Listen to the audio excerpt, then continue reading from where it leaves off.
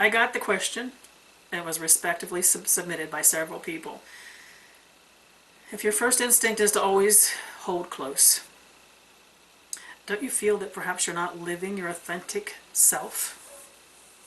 That you are withholding part of yourself? Yeah.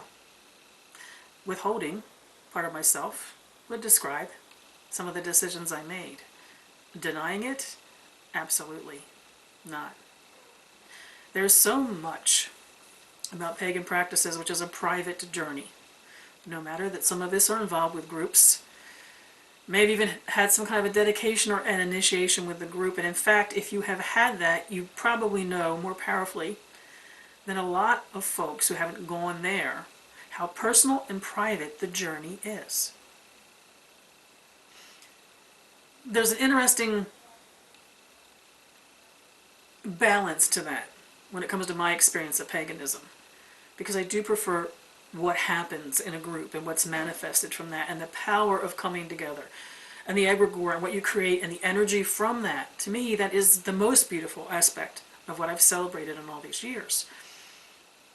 But even then, it's personal to the group you're with. It doesn't have anything to do with out there in community. The journey is so deeply personal and intimate. Your relationship with your gods is personal. The practice you take on outside of anything you might do with a circle, public or private, to me it's one of the gifts that this particular exploration of what God might be has given me. It's about me and my relationship with my gods. So I'm not denying who I am. And if asked, as I said, I specifically asked, I will answer specifically and permit a conversation to happen. But I don't see myself as not being authentic or withholding myself in some way. I don't follow a religion of church or community or greater fellowship when it comes to my relationship to the old gods. There's ways I choose to be present in this life in that way. But my spiritual journey, the conversation I have with deity, what I do to honor, and the offerings, if not sacrifices, I make to them, it doesn't have anything to do with anyone else. I'm not withholding that. That is between me and my gods. Someone asked me then, especially since you've had a position for years being part of community and representing, in a way, community, don't you feel a responsibility towards the community to be more open in the wider world? No.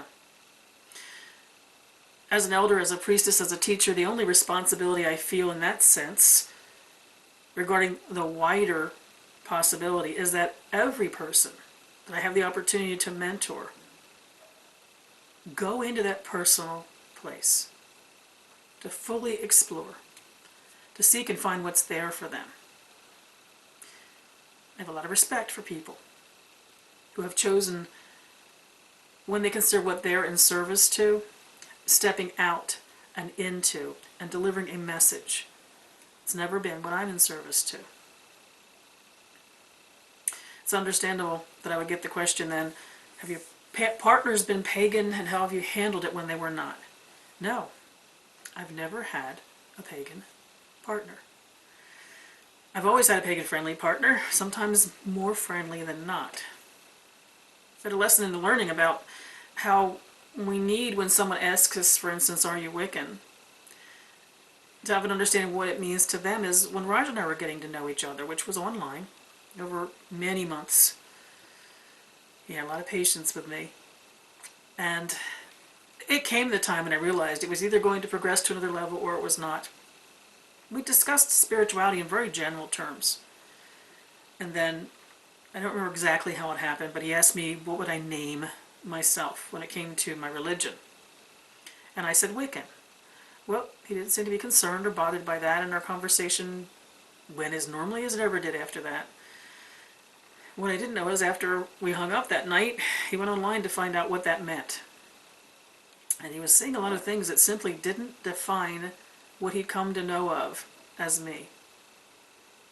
So one of the tricks to the fact that my pagan partners, my non-pagan partners, have been very accepting of who I am and what I do is we've spoken honestly about it.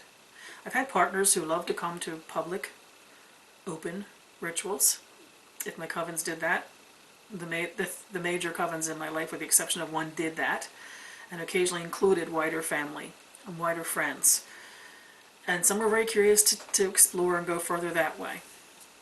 Roger's not been, but he's asked questions, and he knows a lot about my beliefs. He knows a lot about what I do, and not just what I do, but why I do it, which I really appreciate, because spiritually we're very, very different. He's Episcopal. I'm non-practicing, I guess if you call it that, but he still has the beliefs and understands those customs. I have never withheld from a partner what my beliefs were. There have been folks I dated, so not so much partners, that didn't know the specifics of what I did. It just wasn't something, we weren't intimate in that sense yet, so I was not going to reveal something that intimate about me. But I've been lucky in one sense, because there's only been respect and support from my partners when it comes to the fact that we've had different practices. I have always wondered what it would be like to actually have a pagan household with combined energy believing in the old gods, but my life didn't take that direction.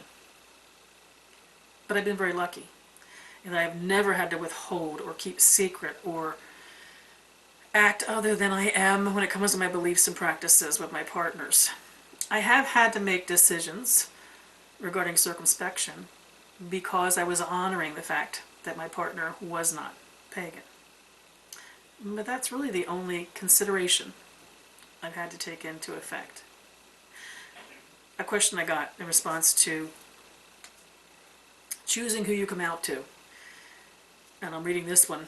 How have you handled those who turn away from you if they become uncomfortable with you when they find out certain things about you?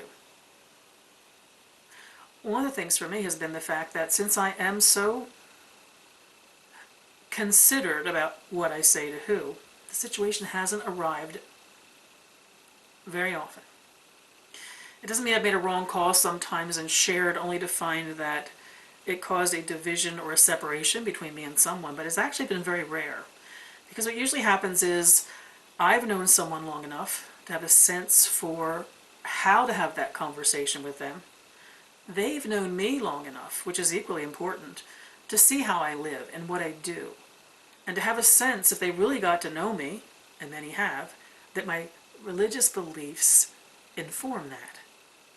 So the conversation's happening at a point at which it's not someone I've known for a couple of weeks, that suddenly there's a deeper conversation that may or may not be comfortable to them, or to me. So when it's happened for me, it's generally been with folks I haven't been heart connected to. I'm excluding some family members from my response because I chose not to share with my family, except now my brother. This is the specifics of my path. In general, when the situation has arisen that someone has found out something about me which has made them uncomfortable, made them pull back, it's someone who I wasn't so deeply connected to it that it broke my heart. Not saying that my feelings haven't been hurt in some instances. It's been an opportunity, though, to feel what rises up in me, hurt feelings, disappointment, feeling like trust has been broken, that I misjudged someone. When those things rise up and it just feels like I've been stabbed or I've been hurt, it's been a lesson for me to feel those emotions and understand where they're rising from. And then truly to release them, to know that I've been present to someone the choice given, I would continue to be present to that someone in a loving way. And if they choose differently, it's not about me. It really isn't something I can influence. And in some greater sense that's sometimes so hard to get my hands around, it's not personal. It's not personal. Disconnecting my emotional response, stepping back, letting it be, and then letting it go. There's only been a few times in 40 years that's happened with someone that had a place in my heart. And when the disconnection happened, there's a place in my heart that stayed empty. Maybe I've been lucky. It's generally been those who the opportunity was for me to learn they didn't bring to our relationship something I needed in my life. Love and respect and trust. Interestingly, in my years of being involved in the community, when it was intimate and small, and now this huge vast community we're all part of, or we wouldn't be talking here, more hurt has been caused by supposed spiritual kinfolk. Those who call themselves the same name, describes themselves the same way, who then sit in judgment upon me in some way. Again, there's a lesson in humility in that, because it makes me stop and think, and when have I been the one to judge another in our community and somehow have an opinion about their business? It certainly has led me to having a lot less opinions about other people's business and to seek instead the places that we touch, that we have in common, that we share. When it's been something overt in my years online, and I'm going to be honest with you, I don't know if I ever have been in this community. It's often been around the fact that someone who is not interested in or has a negative impression of the traditionalists makes assumptions about me. Or it's been traditionalists who feel that I've stepped so far away from what I would have been in the 70s and the 80s, disengaged from them and become something else. So either of those two extremes have occasionally, in the time I've been online, sat in judgment of me.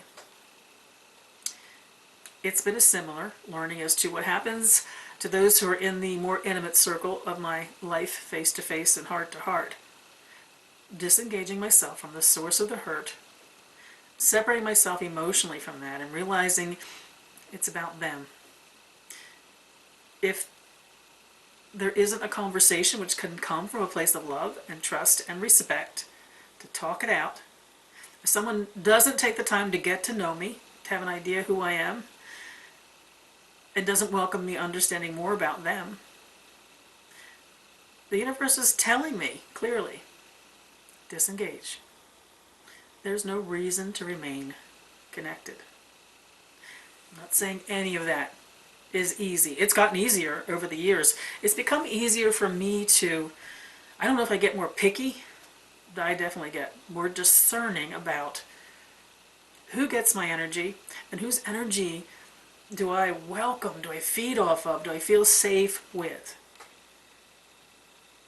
You can't get engaged in this huge community that we're part of without coming in contact with others that, if you were in contact with them, sitting across this table, this desk from each other, for example, you'd find you didn't have much in common. You would spend no further time with each other.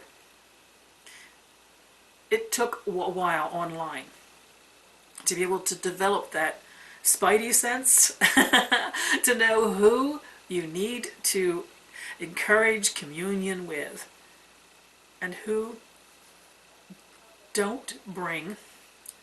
not bring, I should say, an energy or possibility for connection, union, experience of respect.